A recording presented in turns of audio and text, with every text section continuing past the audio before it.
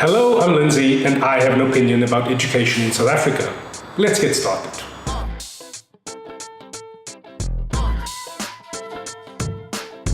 Enshrined in our Bill of Rights is the right to education for everyone, which the state must make reasonably accessible in the language of your choice. You can also even set up your own education network as long as you're not discriminating on the basis of race or any other stupid reason like that. In my own experience with this country's education system, my primary school was a public school with an entire feeding scheme and all stuff, and I went to a so-called Model C high school. So I believe that the system broadly tries to accommodate the mandate set out by the Constitution.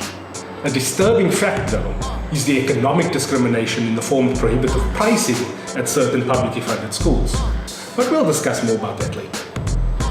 The most common complaint I hear about parents, though, is how public schools handle the zoning and feeder systems. According to the admission policy for ordinary public schools in the Department of Education National Education Policy Act of 1996, the head of department can, after consultation with governing bodies, determine feeder zones for ordinary public schools in order to control admission numbers. So then preference must be given on a sliding scale. So first, a learner must be in the feeder zone and eligible because of age or marks or whatever. Then second, the learner's parents must be employed at an address which falls within the feeder zone. And third, because we can't exclude anybody from applying to a school, the third criteria is open to everybody.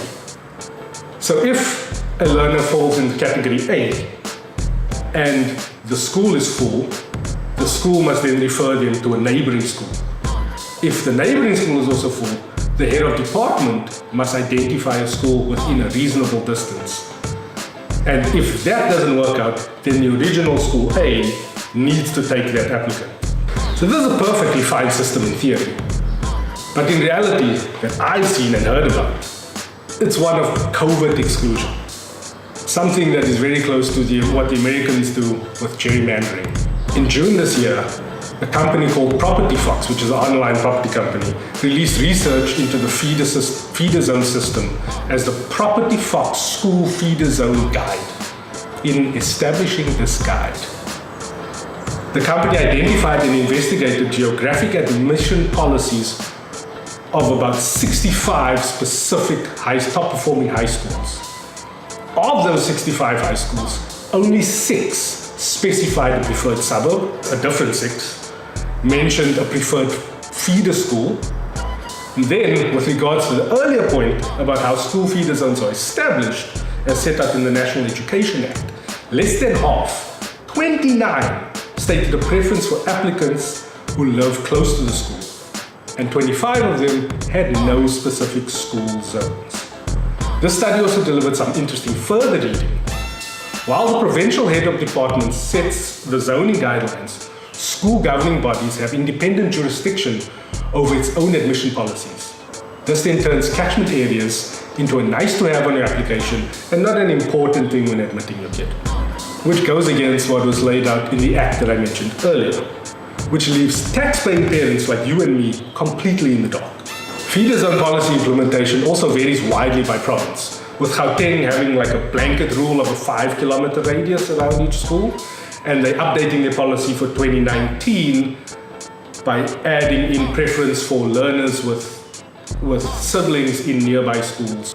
Unsurprisingly, the Western Cape has no feeder zone policy, and governing bodies here kind of treat it like the Wild West.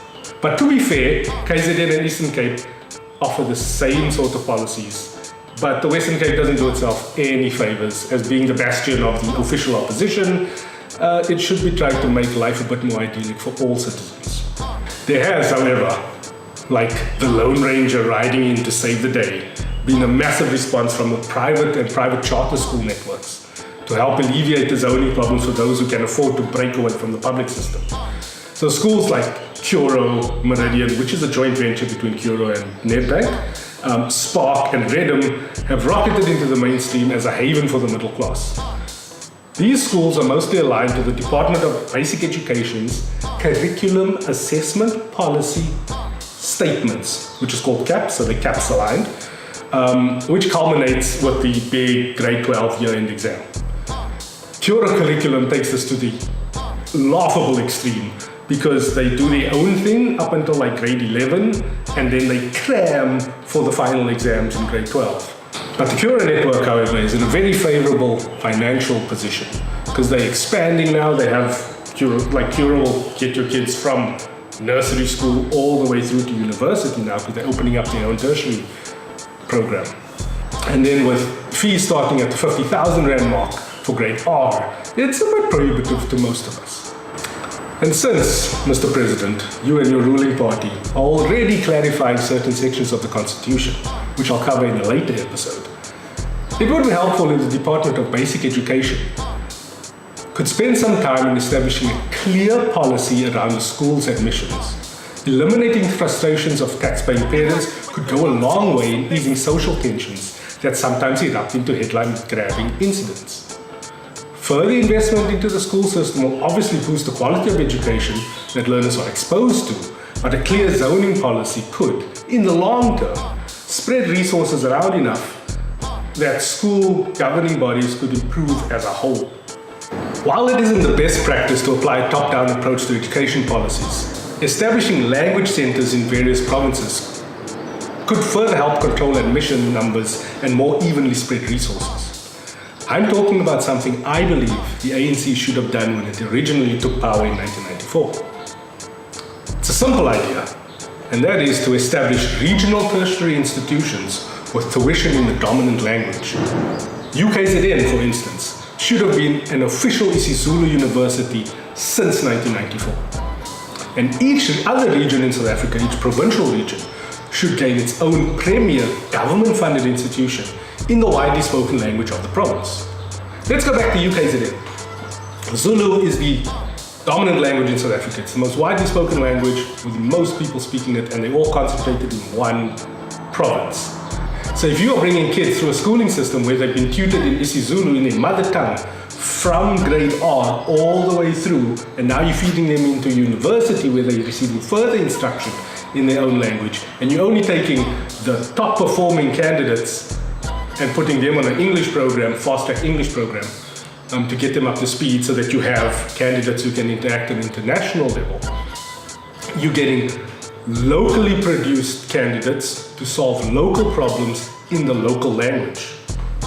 A major problem for universities in the European Union currently is that English is becoming the dominant language of instruction.